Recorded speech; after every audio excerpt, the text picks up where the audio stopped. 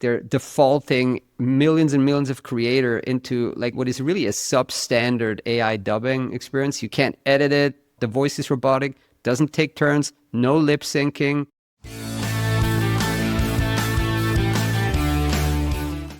Hey everyone, welcome to Slator Pod, a extended version today, extended episode. Hi Esther. Hi Florian. Extended because we have a lot of things to cover. We've been busy with other things, and this is the first news episode we're recording in quite a bit. So we are back after 5-6 weeks, and we're freshly baked after a 1 week European heat wave. How bad was it in London? Yeah, it was pretty scorching, like 34 degrees Celsius. Celsius? Yeah. 95 Fahrenheit. I think around that, 90 to 100 Fahrenheit. So crazy. Same here. 35, degrees Celsius, pretty bad, especially if you don't have aircon. And the northern parts of Europe don't have aircon. And I read like the central line gets even 5 degrees hotter. Well, fun fact: the Victoria line I think is the hottest line on the tube, and that is my that's my line. It's an average of 28 degrees year round. So all right, imagine what it is today. Our brains are baked, so pardon if we are stumbling on all the complex topics we're trying to bring to you this week, because there's, a lot of stuff has happened as always in the past few weeks. But first, you do want to register for SlatorCon Silicon Valley happening on September 3rd and 4th. We have the reception on the evening on Wednesday, September 3rd, and then the full conference on September 4th. We've built a great agenda, Esther. Really, really cool. Starting off with Brian, CEO of Smartling. Then we have a panel on scaling language AI with foundational AI platforms with AWS, so Amazon. We got Google, and we got Microsoft on that panel. So basically what we're trying to talk about is like, how do you build all this cool, crazy, demanding new AI on those, foundational platforms. And so this is going to be very, very interesting. We have Cohere, Kelly, multilinguality lead from Cohere, talking about building multilingual LLMs. Really looking forward to that. We have Scott Sukoff from UC Health. He's running language and cultural services there. That's going to be fantastic. We have a panel with Phrase. And then we have the CEO of Sync, AI lip sync company, Sync Labs. Brady, and then we have an investor panel that you're going to be running with a couple of investors that are going to be on the website very soon. So yeah, and then Ian from XTM is going to talk a little bit to the audience at the networking reception. So you really don't want to miss this. A full day, Menlo Park, be there. All right, now we did launch our language solutions integrator and language tech platform Terms and Terminology with the market report. We had a special episode, about 3 to 4 weeks ago. Yeah. Now, reception has been very positive. Did you come across some of the reception as well, Esther? I mean, from my side, I think it was great. We've seen a lot of examples of kind of adoption. It's starting to permeate. It's not obviously an instant shift, but in terms of rolling it out across the industry. But yeah, definitely sort of once you get into it, talk about it, it's really favorably perceived. Yeah, we have, I think RWS used it in their half-year report. So that's a pretty big endorsement. We also received recently an inbound, an M&A I think it was at the teaser level, right? So formally an LSP is up for sale, and they used LSI in the email subject line. So this is great.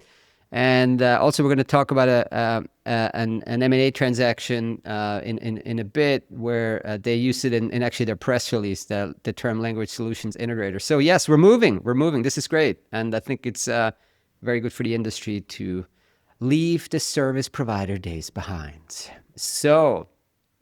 Very briefly, we had there was a lot of activity in speech translation, and let me just talk about two kind of different, or two. I think it was three. It was Apple, OpenAI, and then also Google rolled it out for Google Meet. So we don't want to go too much into detail, but it's amazing how much attention speech translation has gotten over the past 4 or 5 weeks. So Apple, they had some launching. I think it was their worldwide developer conference or something. Okay. And then he had this person called Leslie Ikamoto. Apparently, she's director of input experience at Apple. She was standing in this kind of very Apple-y room and was giving this presentation and saying that that translation is a feature that Apple is now building across all the communication apps, so iMessage, FaceTime, etc. And the kicker is they said that it's all run on device, which seems tricky, tough. I mean, run on device means it's also probably from a latency point of view, it's much easier to do, but still very tough. And then, but the demo was very basic. It's like, hey, you talk to your grandmother and it's Spanish and it's kind of like taking turns and it's all clear and so on and so forth. So yeah, let's see how successful that's going to be. Then OpenAI rolled out improvements to their advanced voice mode, which is a feature for paid subscribers, promising more natural human-like interactions. And also real-time AI speech translation. Remember that Italian demo that they gave like back in 2025 with the CTO that's no longer the CTO because half the company has left, I guess. Well, they're still hiring a ton of people, of course. Yeah, it's definitely hard to keep up on the hiring side, personnel side. This is crazy. But as well as the tech side. We're going to talk about Meta later, but Meta has just poached a bunch of OpenAI researchers, apparently giving them like $100 million as a signing bonus, including a couple of researchers in Zurich. Anyway, back to advanced voice mode. So they're promising new and better real-time speech translation capability, right? We all know how hard it is. So I think we tested it briefly, found it only works on the mobile interface, that it kind of switches between language learner mode and conversation mode, even though you prompt it for translation. So the AI is a little confused what it's supposed to do. And then sometimes it apparently kind of stayed silent, didn't translate. Now, let's see. Those are all things that are in the early, kind of in the early innings, and they're gonna evolve. So, have you come across any weird YouTube AI dubs the past couple of weeks, Hester? Not that I've noticed. No. Okay, I have. Yes. Okay. Tell me more. I want to talk about YouTube dubs. So this is I think it's a very big deal. So they announced that they were rolling out this AI dubbing feature, which we must have spoken about many times in the past on this. But now it's getting like real. So they rolled it out to 80 million creators, which must be like almost all of the creators. And they expanded language coverage to 20 languages. So that AI dubbing feature, originally released in 2024, was you needed to qualify for it, but now it's kind of widely available. Yeah. So, and we've spoken about this for so long, and I always wonder, like, why are they holding back? Why are they not launching this? Like, they could have launched this 2 years ago, maybe, but now I know because it's really bad. I mean, it's really bad. So, so currently it's enabled for almost every channel, right? Yeah. And then for those on YouTube, I'll do a quick screen share. So the voice is extremely robotic. The translation is actually pretty bad as well. So just in one test I did, it actually mistranslated literally the term AI into German as like, it just, mistranslated it.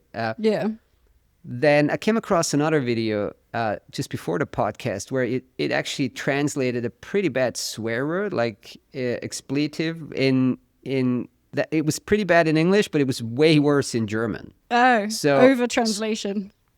Well, but it's a pretty bad word.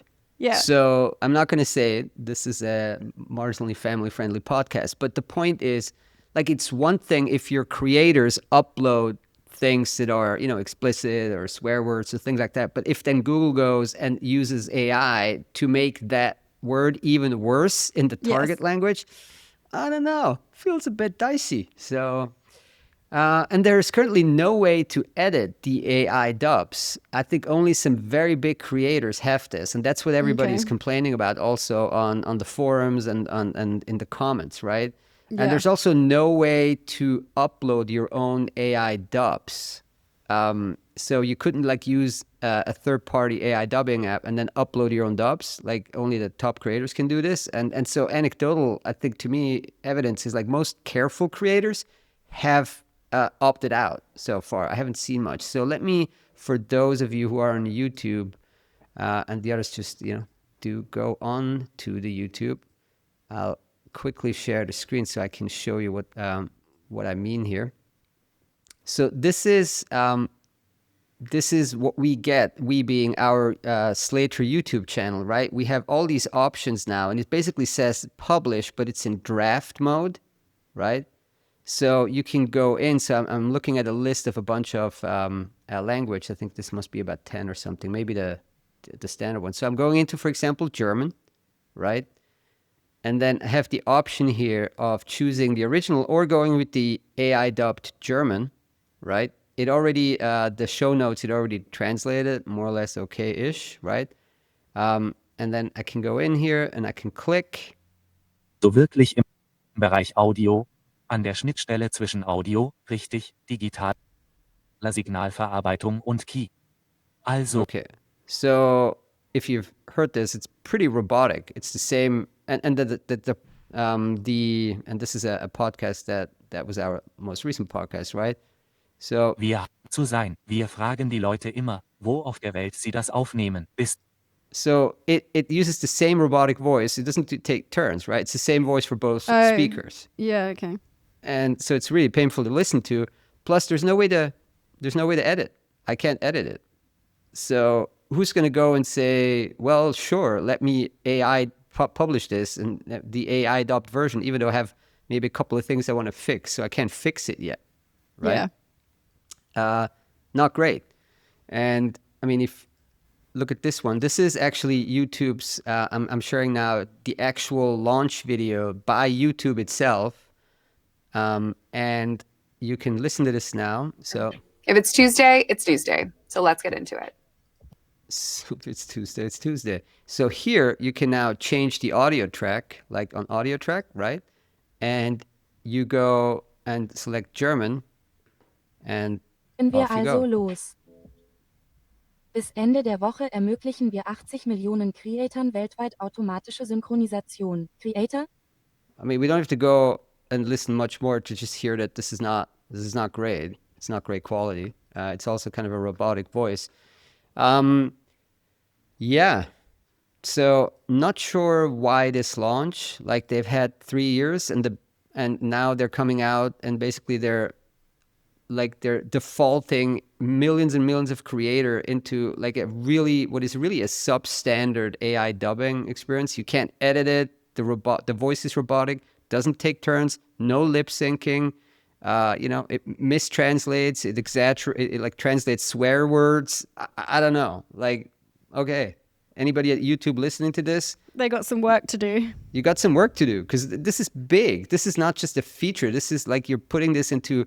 There's millions and millions of hours now, I guess, being like AI dubbed and translated of people that probably don't care about language as much as we do, and they have this now on their channel. So like, why? All right, like we keep with the topic AI dubbing because in RWS's results recently, half-year results, they announced that they acquired the IP of Papercup. So, and they're going to integrate it into Trados. So, Esther, tell us more about this. Yeah, exactly. I think you hit the nail on the head there. It's not the entire company Papercup. It is just the IP of Papercup that RWS has acquired. So, Papercup being an AI dubbing company. Papercup based in the UK. RWS also based in the UK. We had the CEO of Papercup on our podcast many, many years ago. What feels like many years ago now. I think we had some coverage a couple of weeks ago, it must have been now, where we pointed out that the team, or much of the team from Papercup, had joined Scale AI. So as we said, this is sort of a partial acquisition by RWS, not of the entire company, but just of the IP. From RWS's perspective, I mean, I think this is clearly forming part of a broader plan to focus firstly on AI capabilities and then also kind of centering on multilingual video, voice, and the kind of content localization piece generally across its tech stack, like you said, with Trados. So yeah, very, very interesting one that happened there. I mean, if you integrate this into Trados, technology is one thing, but distribution is another. So you can't get much more distribution in the language industry than with Trados. So to me, this seems like on paper, very, very smart move. No pun intended. And integrate it. Yeah. Also in those results, RWS announced. I mean, we had the new kind of corporate identity, new logo already, but they also announced the new simplified go-to-market positioning, which I also like. So they're going to reorganize the group into 3 business units called Generate. So that's content tech and the Train AI business, so the data labeling business. Then Transform, localization, including all the language tech and services, and then Protect, which is the IP services business. So Generate, Transform, and Protect. And they're going to also report along these 3 business lines. So they're going to change the reporting. So that's good. Yeah. So I think this is a pretty smart move. Makes it much easier. We don't have to go through the results too much. It's kind of very stable. There's revenues are down marginally to like 344 million pounds half year, that is, and then profit is down more, but there's some accounting stuff going on that I can't unpack here. Divisional performance. I think that the tech business doing very well with Propio, Language Weaver, SaaS. The SaaS software as a service transformation for Trados is moving quite well. IP services apparently declined, but not a real expert on that business. And then regulated industries also declined due to operational challenges, they said. The IP though, they divested something, PatBase, so that could explain some of the declines there. Yeah, good catch. And in terms of the outlook, modest organic growth, low single-digit growth, and pre-tax profit remains at 60 to 70 million pounds. So that's a very profitable business. And then one of the businesses that's doing really well, they pointed out, is Train AI, which must be benefiting from what's kind of tectonic shifts in the data labeling business currently. Yeah. Because, and let me try to unpack this. Let's try to unpack this together. This is a complicated one. Okay. Yeah. So Scale AI, the leader in data labeling, and a key competitor to a bunch of the LSIs, the language solutions integrators that we know, like the Train AI from RWS and Dataforce from TransPerfect and what have you. So Scale AI received a major investment by Meta, and so Meta invested 14 billion into Scale, and it bought 49% of the company. And the founder of Scale AI joined Meta now. I think his title is like Chief AI Officer or something. Very so nice. I'm not sure how that's gonna resonate with Jan LeCun, who's the Chief AI Scientist. But anyway, and as we said before, they're poaching a bunch of people from OpenAI. But let's go back to the topic at hand here. So, so Scale kind of sold in a sense to Meta, or at least a big part of it, or half of it. Almost half, yeah. And the Papercup team also went to Scale. So kind of Scale. Yes. So the Papercup team is kind of now part of like a kind of a new Meta operation there. So now, I mean, the current CEO or the interim CEO of Scale said, hey, everybody relax. Like, they fewer than a dozen people left and went to Meta. We're servicing our existing clients and yada, yada, yada.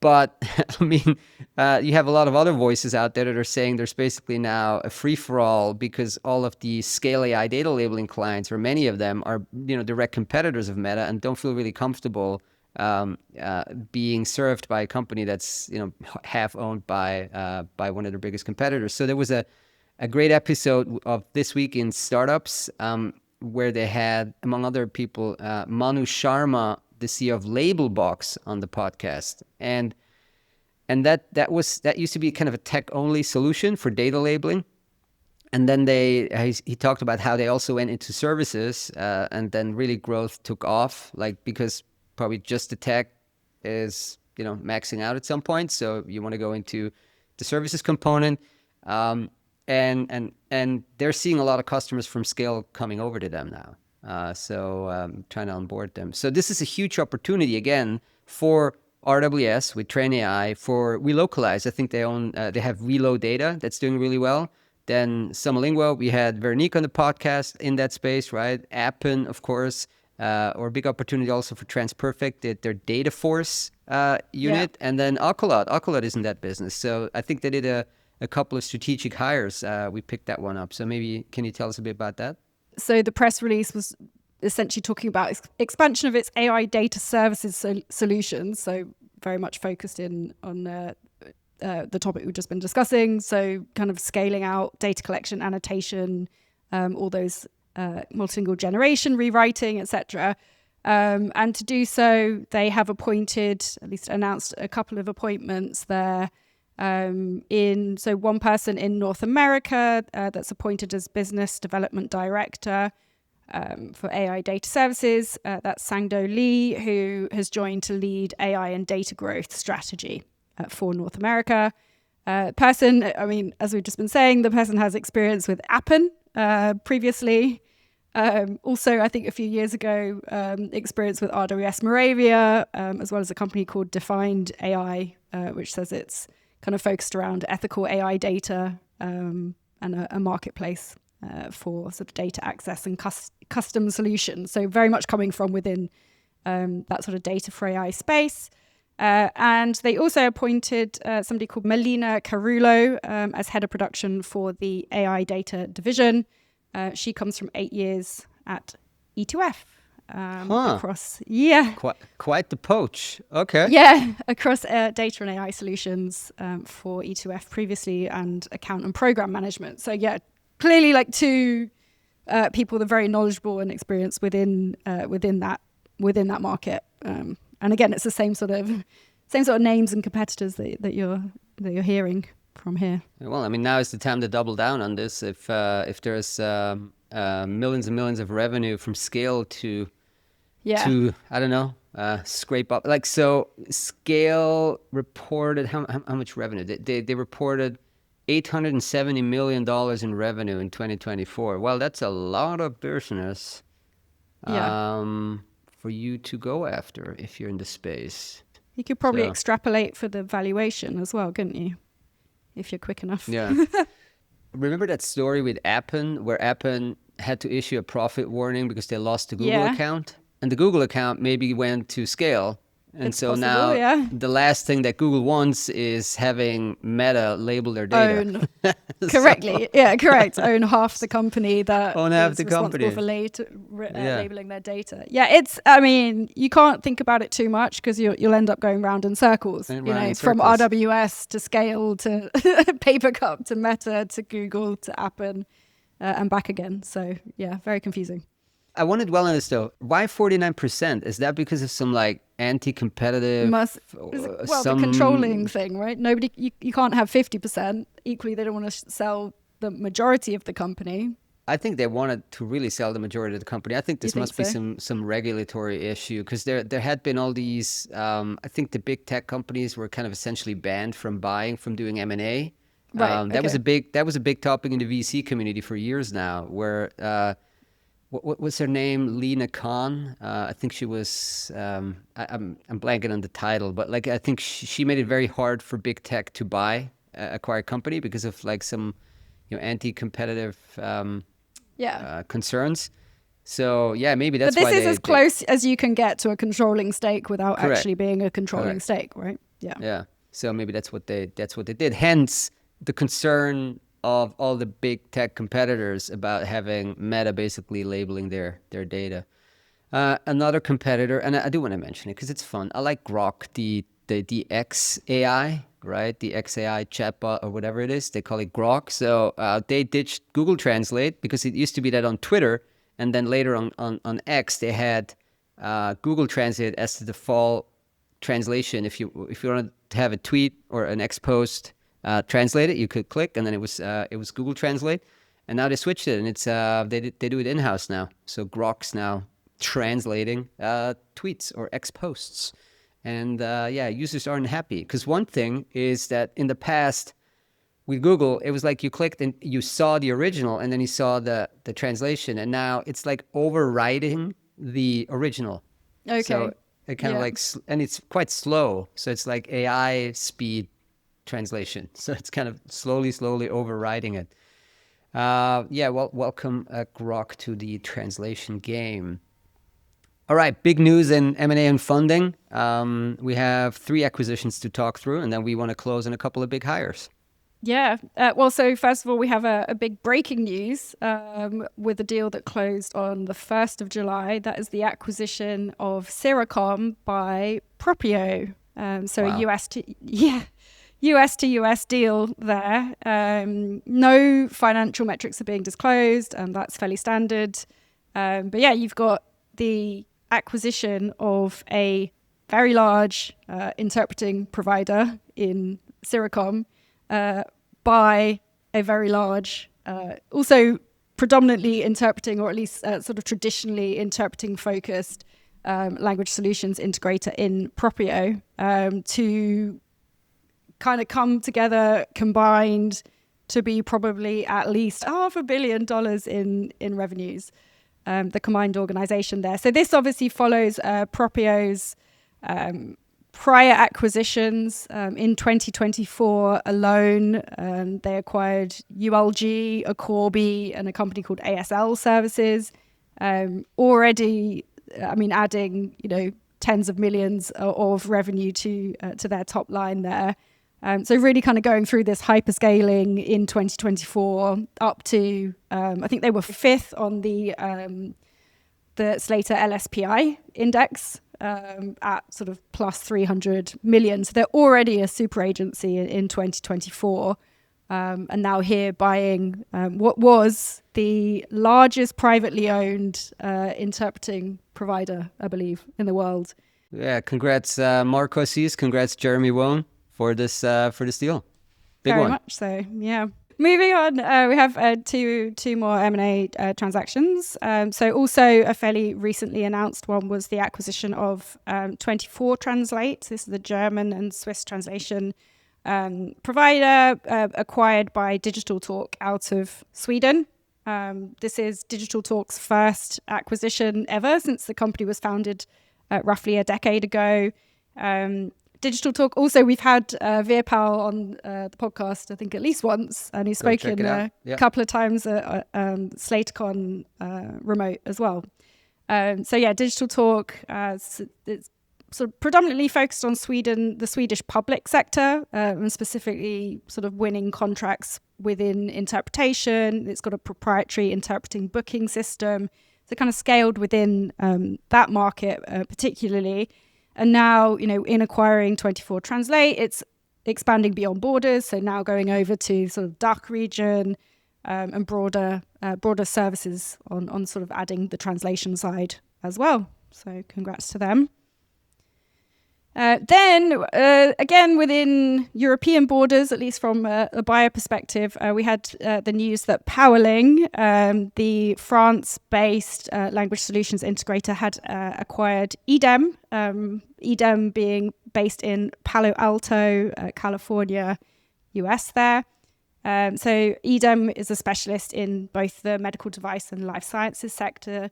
Powerling sort of both expanding its expertise within life sciences and also expanding its presence within North America, where it had already merged with Oxo, the Canada-based language solutions integrator. I think that was sort of late 2024 or something, or early 2025 that was announced. Lots of activity on the M&A side coming from Powerling there. Yep. And then we're closing on XTM and CQ Fluency, appointing C-level people. Yeah, exactly. Quite exciting sort of C-level hires, both at XTM and also CQ Fluency, like you said. So we had news that XTM has hired somebody called Rob Finney as the CMO. He's based in the UK, 2 decades of experience within SaaS. Sort of joining to help scale and grow XTM. Then we have CQ Fluency announcing a new CEO. This is pretty big news, actually, if you think about the current CEO, or former CEO, Elisabetta Miranda, has stepped down after 25 years or so of running the company. Yeah. It's a long time. So she now moves to the board. And apparently, she told Slator has hand-selected the new CEO, which is a person called Tamika Smith, who is very experienced as a healthcare executive. So Tamika Smith has now been appointed CEO of CQ Fluency. Best of luck to them as they continue. Let's see how long it takes for Propio to acquire CQ Fluency. Well, CQ Fluency was already acquired by the private equity. I know, but the private equity wants maybe to 5 years, right? 3 years, 5 years. 3 years, sooner. 3 years. Yeah, crazy active period at this point, and lots of activity among the language solutions integrators and language technology platforms. So again, I encourage you to head over to Slator.com, click on that link, get that ticket, and join us in Menlo Park on September 4th. We're looking forward to hosting you there and meeting you in person. All right, that was it for this week's Slator Pod. Talk soon.